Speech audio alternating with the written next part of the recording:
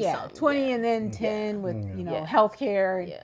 But still, in corporate America for 30 years, that's a huge difference to say, okay, now tomorrow I wake up and I'm not logging in. I don't have these conference calls. I just have to focus on this and myself and my family but it's a big difference. Yeah. It is. There was a level of intention. Like I got the box from the company to send back my equipment. And it was a very methodical, take this piece and wrap it with care, put it in the box. Do I have everything? Okay, now we're gonna close the box. And it was and this is done. And then take it to the UPS store and it is released. And I cried.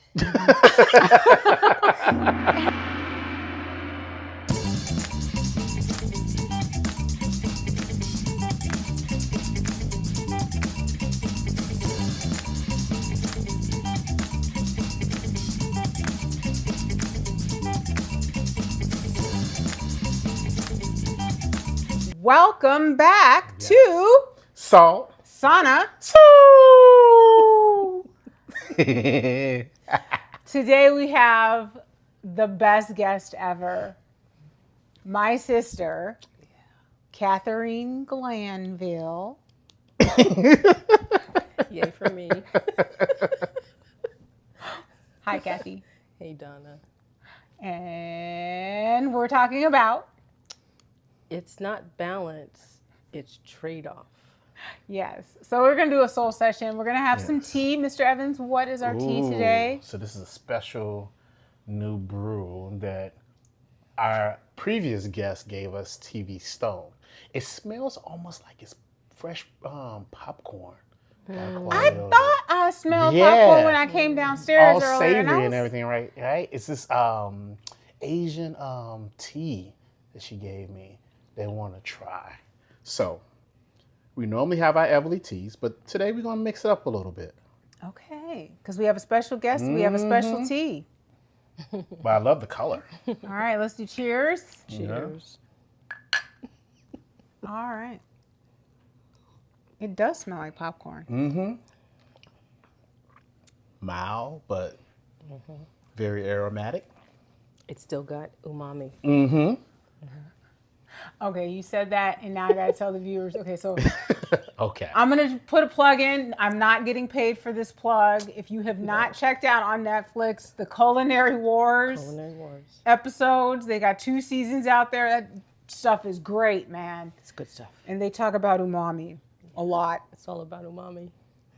Life's flavors. I know, and I did not get paid for that, just so you know. Okay, so today... Such an odd plug. Such an odd plug. I know, but I like the show. It's a good show. It's a great show. Good show. Yep. And the chefs are like... Okay, I didn't and the say that to judges. go elaborate into it now. Top notch. I'll just say, you know what, y'all together. I'm outnumbered, people. I'm outnumbered, and I don't know how to feel about that. It's good. all right. It's good. You would say that. Yeah. It's all good. If you see me mouth, cost me. He's fine. He's fine. You see my right eye start twitching. That's my signal. He light. just has a tick. Wow. Wow, dude. Kathy, are you ready for this? Yeah, totally. I've watched the episodes. I enjoy the show. Thank you. Yeah. All right. Thank you. I appreciate that you watch the episodes. Multiple times. Okay, but no, for real. Yeah. Let's talk about, okay, so we said it's not balance, it's trade-offs. Yeah. And I think what we really wanted to talk about was busy people, busy lives. And then Steven, father, raised 2 daughters. Kathy, you have a daughter. I'm a bonus mom. But I think there's a lot of people out there either starting their careers, in careers, maybe just like being house managers and making sure the family is set. But one thing that always kind of comes to mind is, you know, people say, oh, work-life balance and trying to figure out how to do it all, or, you know, what if I have to like give up something for, you know, something else. It's like, how do you come to peace with that, not really truly having balance, but more of trading off things in order to have something else, or to gain something else, or to make your life overall better, and just in what that means to you. And I think that's kind of what we wanted to talk about today. Okay. So just to kind of give some context, I was in the insurance industry for close to 30 years. Oh, wow. Yeah, I started young. You Like, you started before me. I literally started young. You served your time. I She did my retired. nickel. She Good Lord. retired. I wish I was old enough to retire. But I'd been in the insurance industry for about 30 years and grew up in corporate America. Got married, had a daughter. There were a lot of complications around that. My husband went back to school and joined the Army, so he's an Army officer. So there's that layer. Shout out to all the military out there. Truly, shout out not just to the military, but to the military spouses. Oh, yes. Thank you for holding it down, because we do. We do.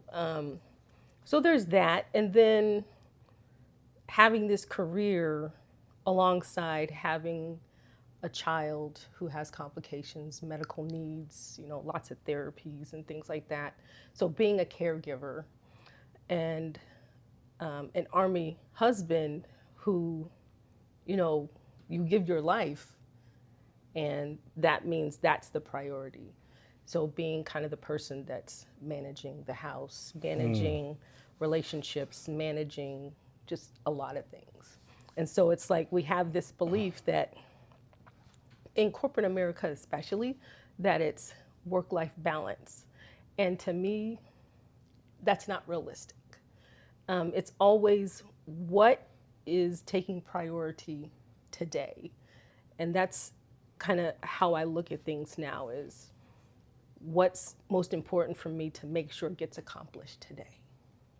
And so that means there will be trade-offs. And a lot of times, especially in my situation with a kid who has like a very specific schedule that needs to be adhered to every week, Monday through Friday. It's like, so how do I fit in those times for my self-care? How do I fit in those times where I'm continuing my development? Because education and learning is like a really big thing. So how do I do that with the responsibilities that I have? And quite honestly, it's kind of lonely. I live on base. We've been there about 5 years. And aside from her nurse and the cleaning lady that we had before, who left because she had a medical situation, I didn't have much of a network, because I'm kind of You're an introvert. complete. She is such an I'm a introvert. complete, yeah, on a podcast. I know that I got her to get on camera, y'all. Right. So it is a lot of trade-offs, and it is about how you choose to prioritize your life, and how I've chosen to prioritize my life. And so that means my kid essentially comes first, because her life depends on it, you know, and her well-being and development depends on it. So that means I take a backseat to that. My relationship takes a backseat to that. And so there's kind of an exacerbation of emotions, and sometimes the mental wear that has, that people in my situation, because I'm not the only one who has this, can wear on you, especially having done this for almost 10 years, you know, being a caregiver, and hospital visits and hospital stays and things like that. So I'd made the decision like over a year, you know, can I continue this and feel that I can maintain my health? Can I improve my health? Because honestly, I'm not in a state where I am at my peak or optimum health.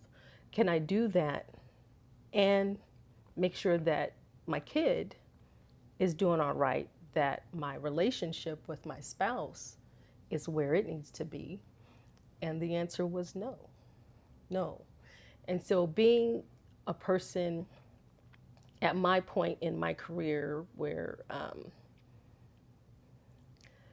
I enjoyed what I did, I enjoyed, like, I cannot even express, I enjoyed the people who I worked with and the relationships that I developed with those people over those almost 30 years, and still maintain, you know.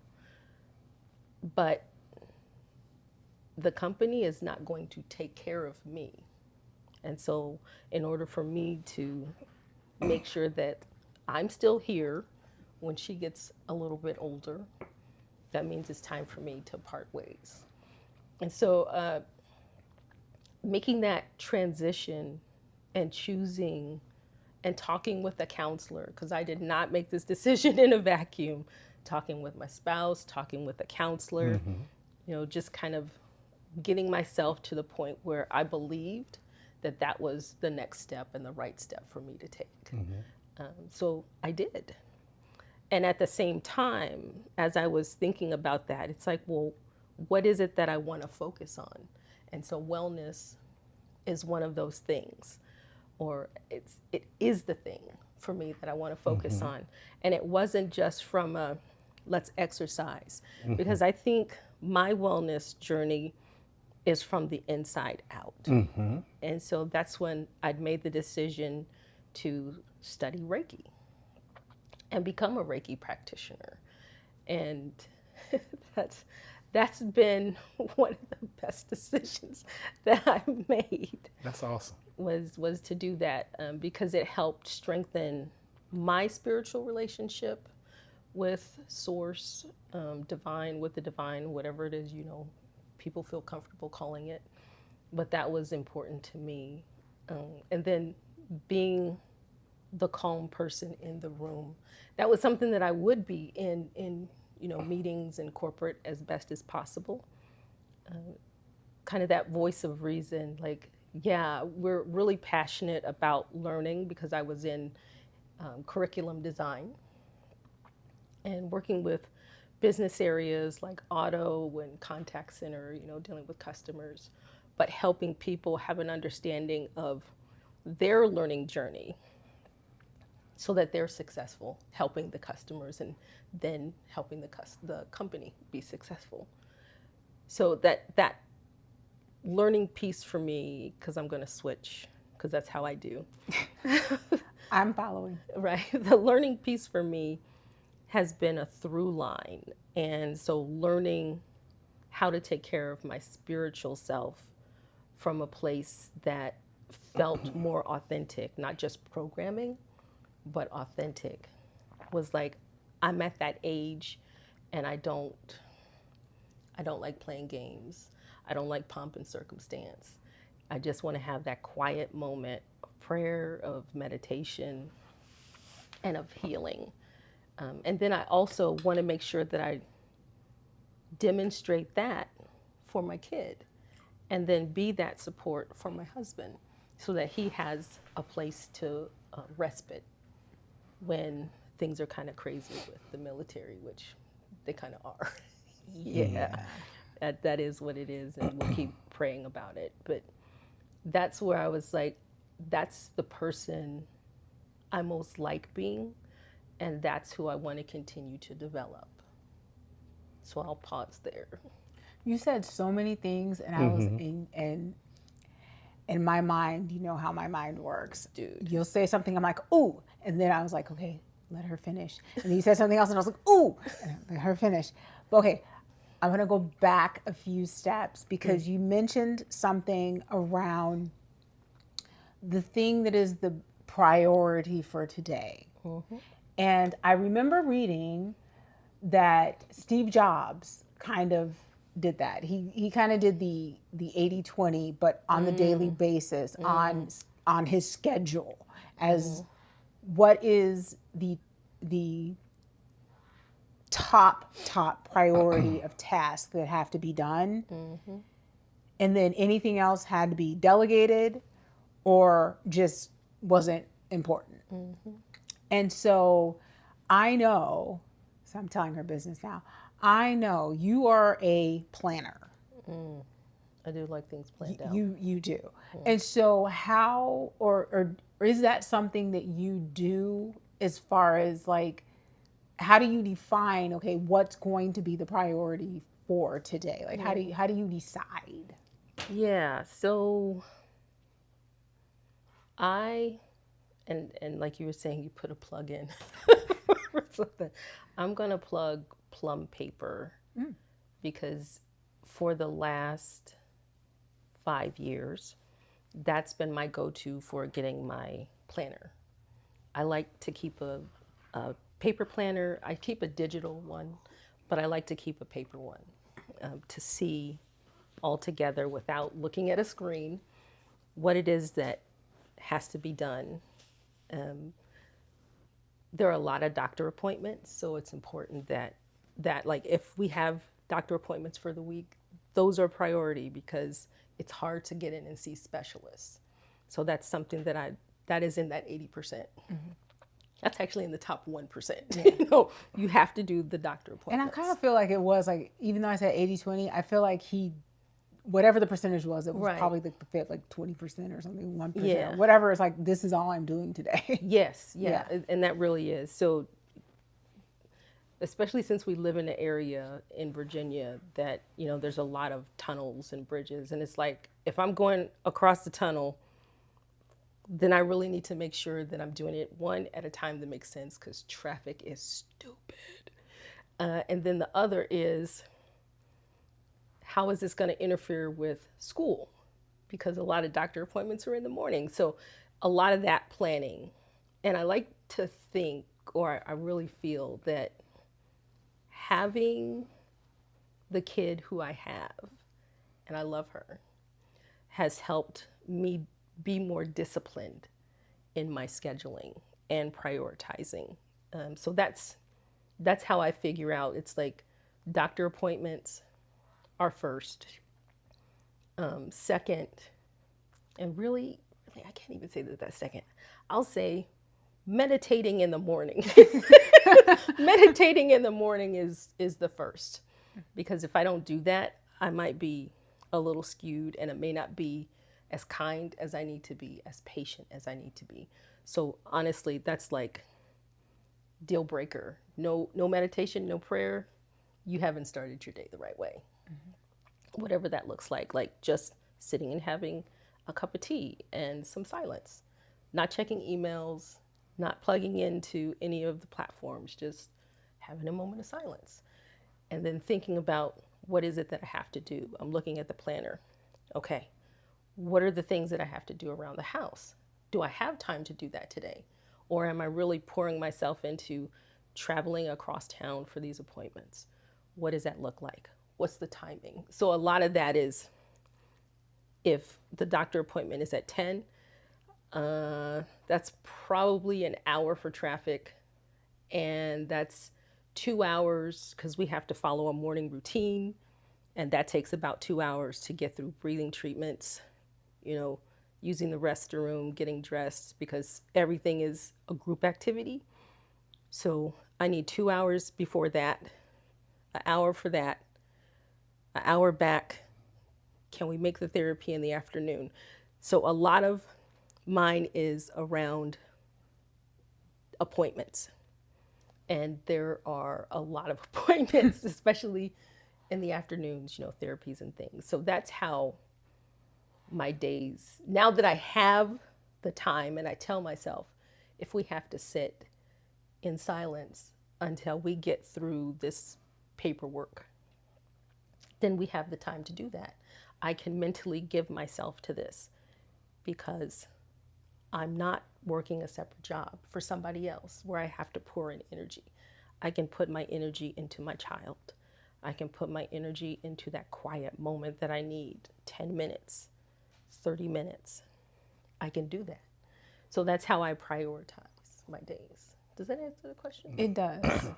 Before we move forward, a couple of things, and I want us to answer a question real quick. But we're talking right now very granular, very specific. I kind of want us to take a step back to 1,000-foot view, because some people, may I guess when I'm thinking about it, I'm sitting here listening, and I'm running like, okay, so why try to adopt the idea of, in my mind and paradigm, that it's not balance, it's trade-offs. You know what I'm saying?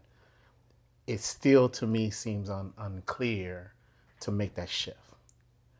Now, if I'm interpreting on my own, I'm thinking we trying to address the fact of, one, dispelling a myth, right? Is really, I've learned when raising a girl, my 2 daughters by myself, that it's just a lie. It's just not reality.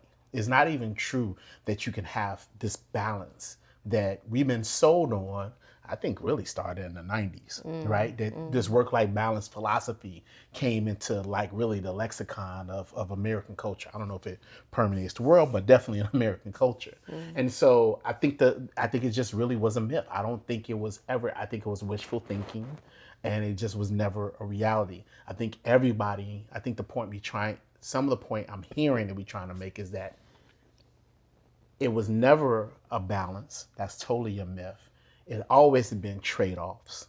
And then you give an examples how it's been trade-offs for you, leaving from work, and then just now the trade-offs of trying to balance what you put in your day now that you are primarily focusing on yourself, taking care of, empty and so forth, right? And so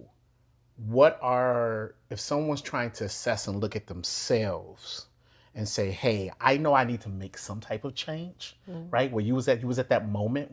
I think we all have been at that moment, right? I've been at that moment when I finished my degree later. My girls, mom was no longer really in their life. I'm trying to raise these 2 daughters. And then it's like, what type of path do I pursue with this career?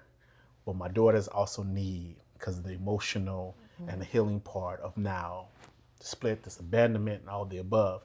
And I chose to be present, more present and more available, and then chase money right away.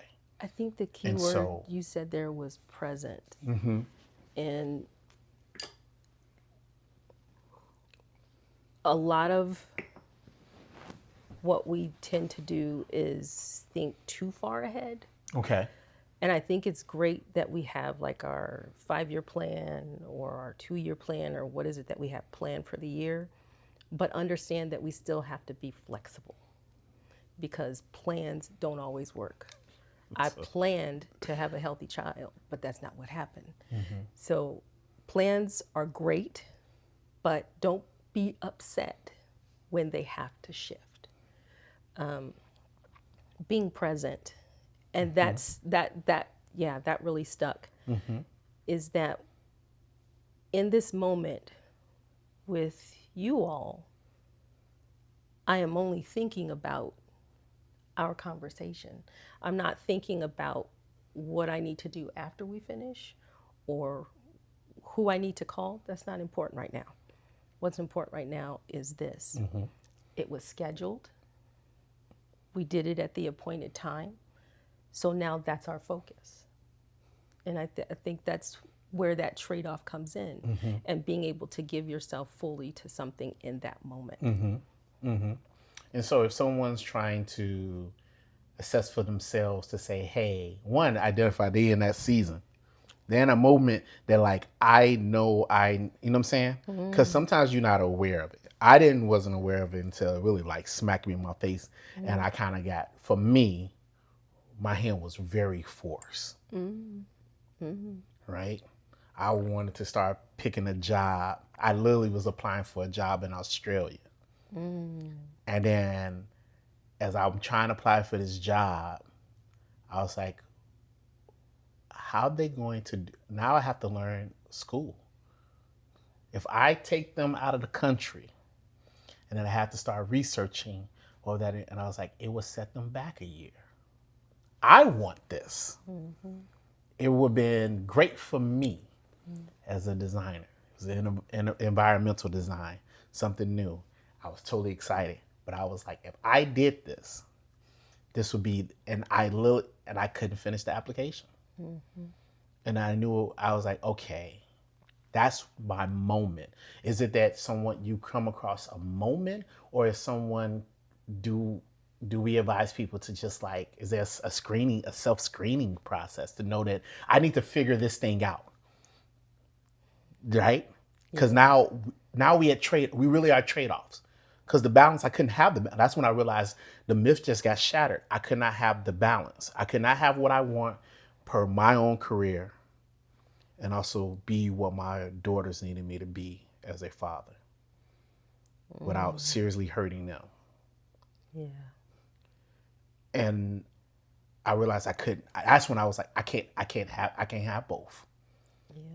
So, but is there a way? Is it come like basically, come to Jesus when Paul get knocked off his horse, and get blinded, right? That was like me, like my version of that. Paul, is it that? He needed to get knocked off that I horse. understand, but is it that, or can someone?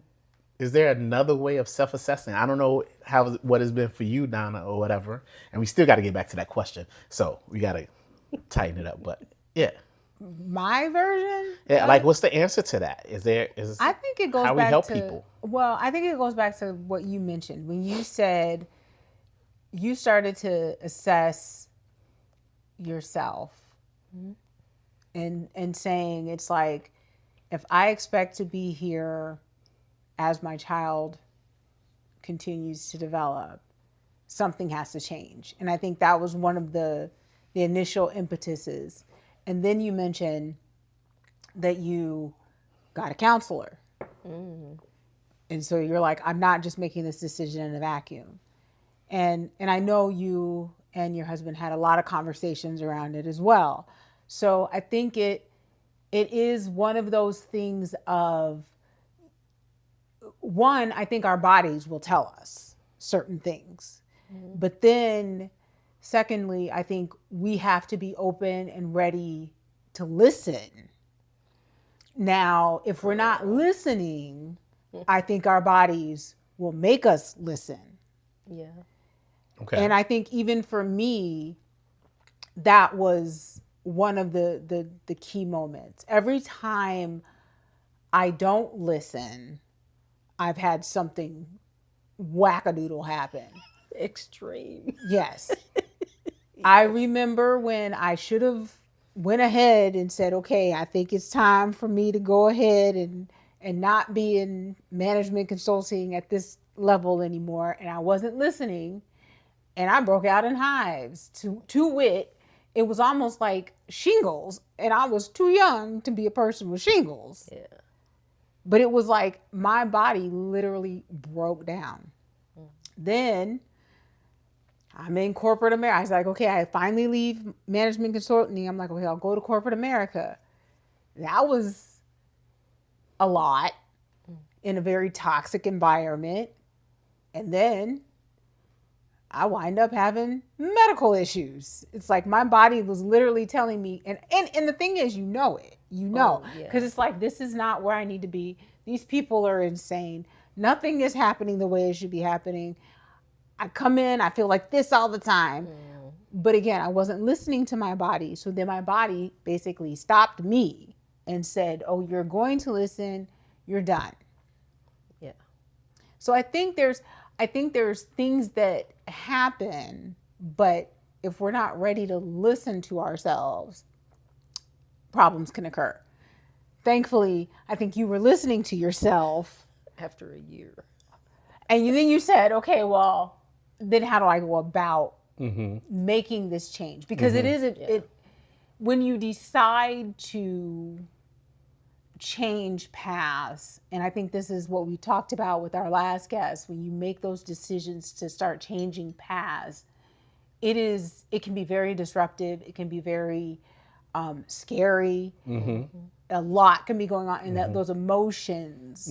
I mean, if you've been, with the company for 30 years. It's Well, them like 20. well, 20, yeah, something, 20 yeah. and then 10 with, Yeah. healthcare. Yeah. But still, in corporate America for 30 years, that's a huge difference to say, okay, now tomorrow I wake up and I'm not logging in. I don't have these conference calls. I just have to focus on this and myself and my family and but it's a big difference. Yeah. It is. Like there was a level of intention. Like I got the box from the company to send back my equipment. And it was a very like methodical, take this piece and wrap it with care, put it in the box. Do I have everything? Okay, now we're gonna close the box. And it was like, and this is done. And then take it to the UPS store and it is released. And I cried. And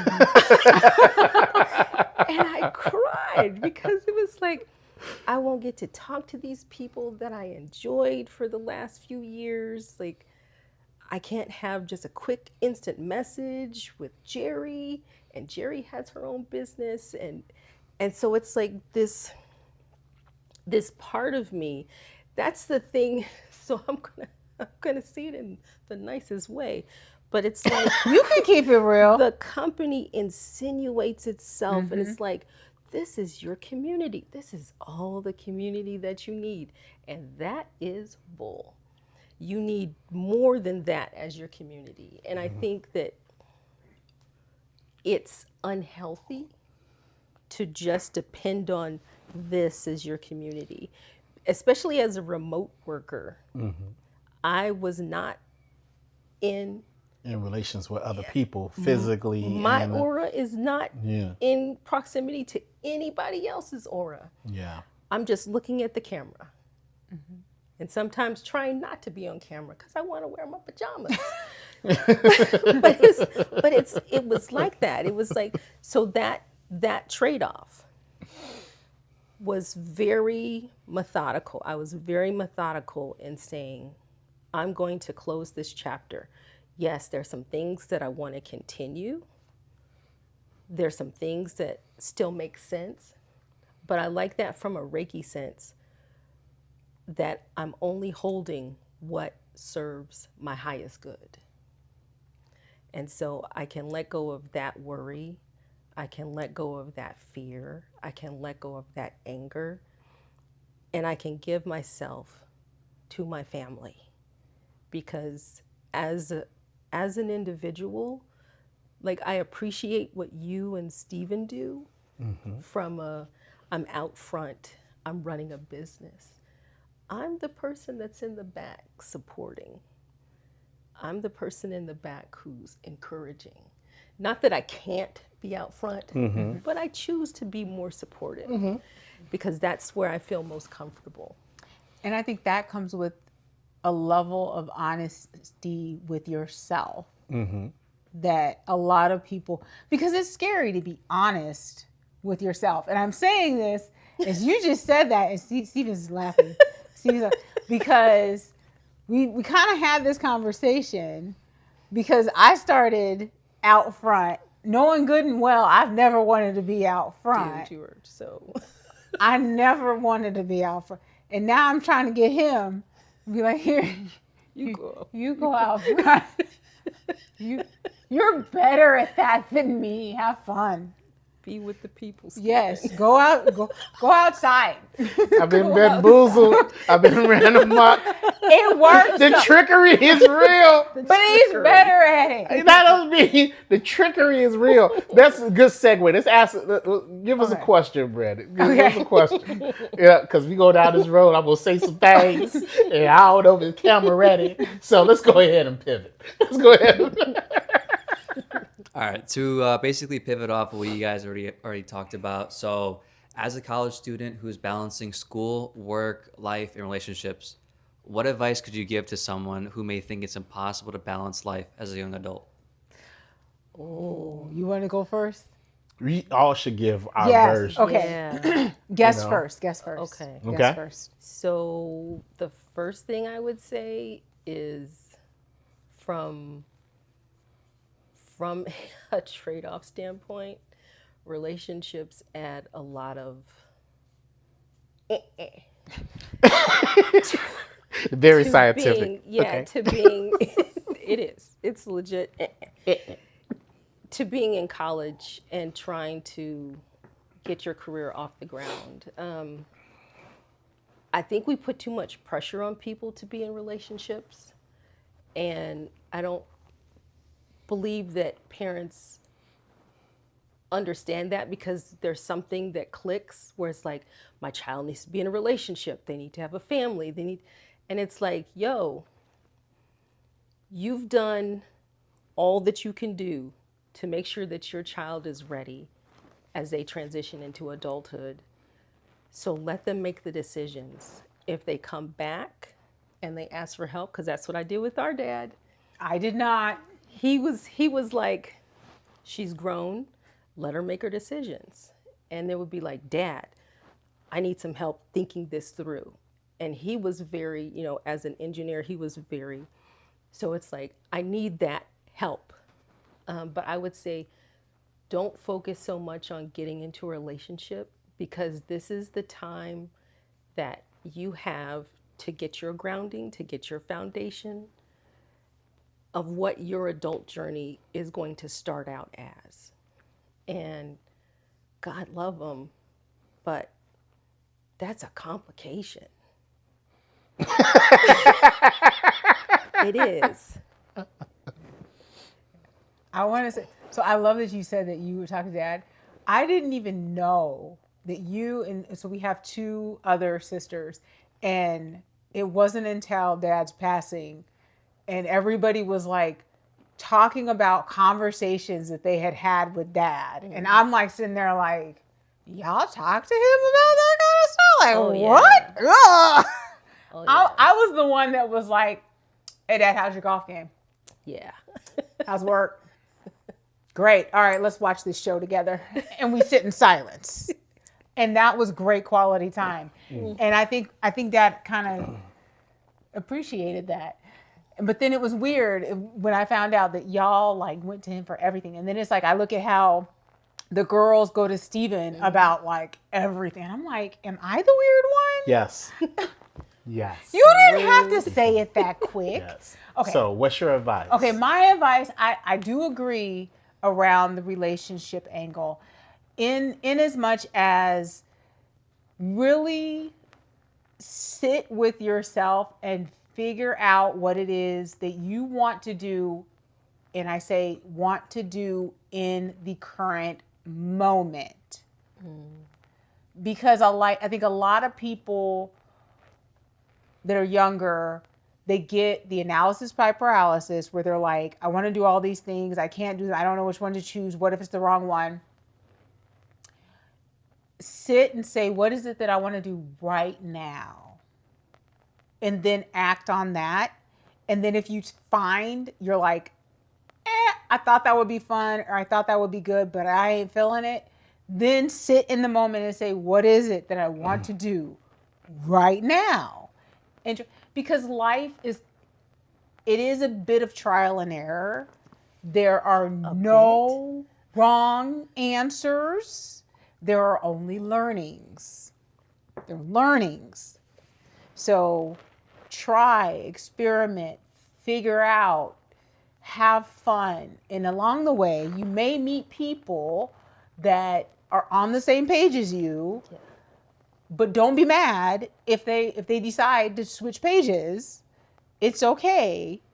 Sit with that and say, you know what? It's fine that they switched pages, because now that opens an opportunity, because I'm moving in this direction, to find somebody that's on this page that I want to be on. So I think when you think about it from a relationship standpoint, even with your career, same thing. You can change every 7 years. Every cell in your body has changed over. You are a new person. So with that, things that you may want, foods that you like, everything might have changed. So take stock, sit with yourself and say what it is that you want to focus on. Who do you want in your inner circle? How do you want to be? and carry on that way. And to the experiment, like, please make sure you are using protection. Safely, yes. 'Cause Safely. The types of things that are out there today, So many things. it hurts. I feel so bad for you guys. It hurts. Well, Yeah. now it's my turn. Okay, your turn. The real advice, which you should follow. They about to hit me.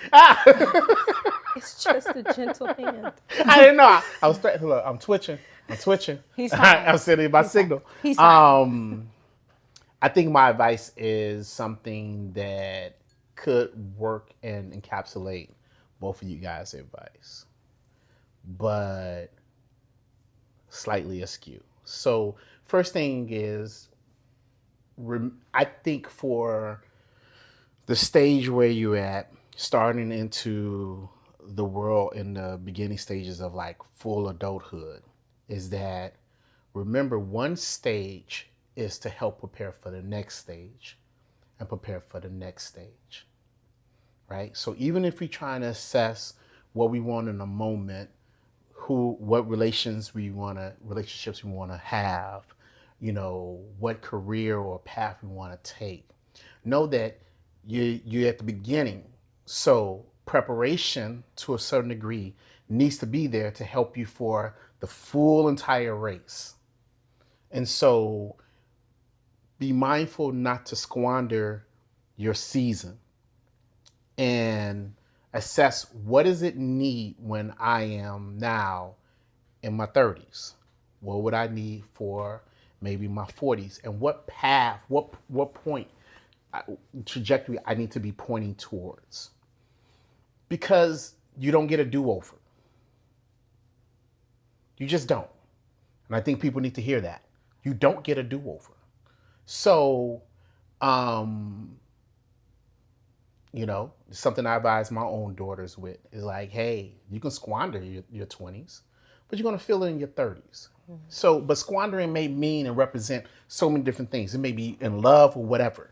So I'm not trying to put a cap on that, but it's understanding that this thing is in stages, and one period is helped to develop for the next period. And it's a baton. I see it more as a baton race. Mm. I hijacked mine, which in turn made a certain other stage way more harder than it needed to be, because of the choices I made in my teens and in my 20s, right? When I was immature and didn't think things through, well, I wasn't also thinking about what's next to some degree. So keep that in mind. Prioritize that, most and foremost at the beginning.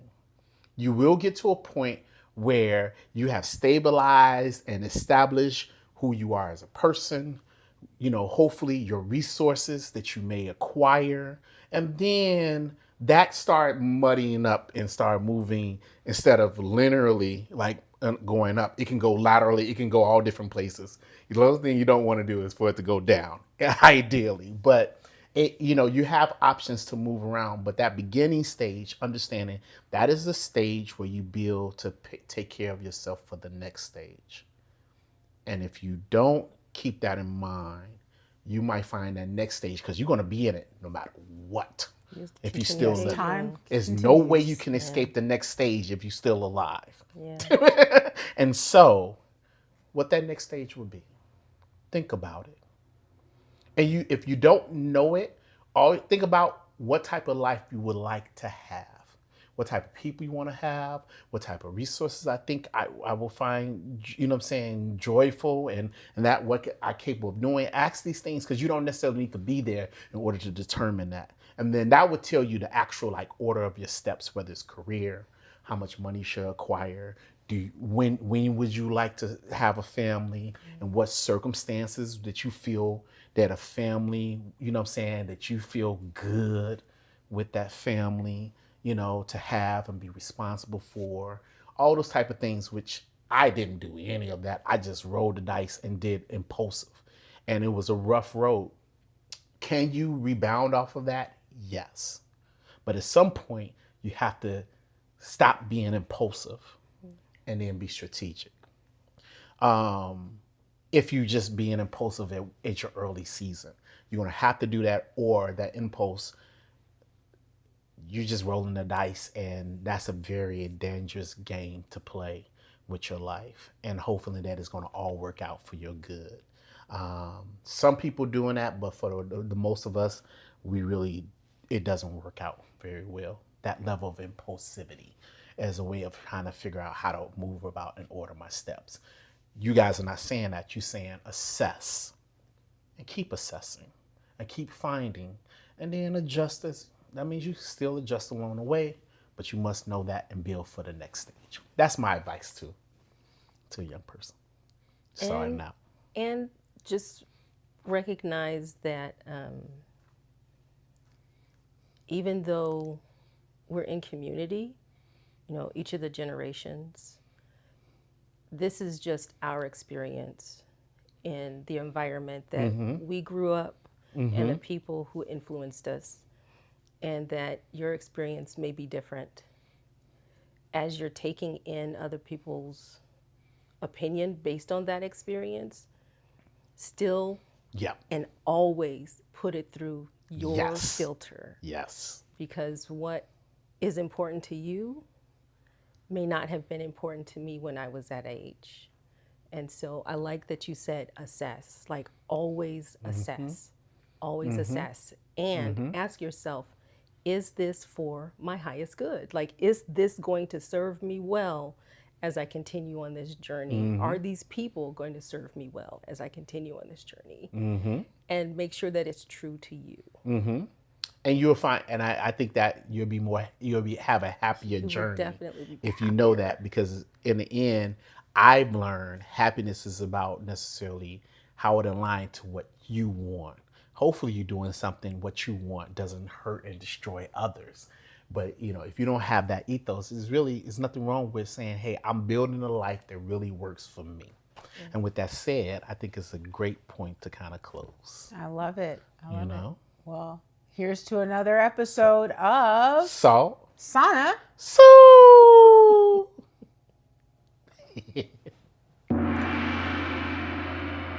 Thanks for tuning in to Salt Sauna Soul, where wellness meets wisdom, one episode at a time.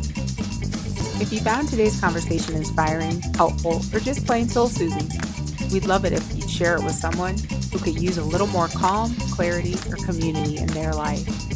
You can listen and subscribe on Spotify, Apple Podcasts, Amazon Music, or watch the full experience on YouTube. Just search Salt Sauna Soul and hit that follow or subscribe button. It helps more than you know. Got a wellness tip, question, or a story of transformation? We'd love to hear from you. Drop us a comment on YouTube or leave us a review wherever you're listening. It keeps the conversation going. This podcast has been powered by Halo Heat Sauna Studios, where touchless wellness meets total restoration.